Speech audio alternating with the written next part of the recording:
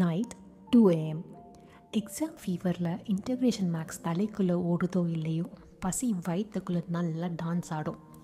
Mess எப்பயோ close, canteen திறக்க இன்னும் 4 hours ஆகும். அப்போ நம்ம சேவியர் எது? திங்க் பண்ணி பாருங்களேன். அந்த ஒரு எலக்ட்ரிக் கெட்டில், 2 பேக்கெட் மேகி, 3 பேர். கையில் பிளாஸ்டிக் ஸ்பூன் இல்லைன்னா ஸ்கேலை வச்சு கூட சாப்பிட்ருக்கோம். அது வெறும் நூடுல்ஸ் இல்லை. அந்த டென்ஷன் நேரத்தில் நம்ம மனசையும் வயிற்றையும் குளிர வச்ச ஒரு தலை தீபாவளி ஃபீஸ்ட். கையில் கொஞ்சம் காசு இருந்தால் ஹாஸ்டலரோட ஃபைன் டைனிங் அந்த கார்னர் கடை தான். அந்த கார்னர் கடை அண்ணா போடுற அந்த டபுள் எக் பிரெட் ஆம்லெட், அந்த அயன் தவா சத்தும், அந்த ஸ்ட்ரீட் சைட் மசாலா, அதுதான் நம்ம பேச்சுலர் லைஃபோட ஆத்தென்டிக் மியூசிக்கல் கான்செப்ட்.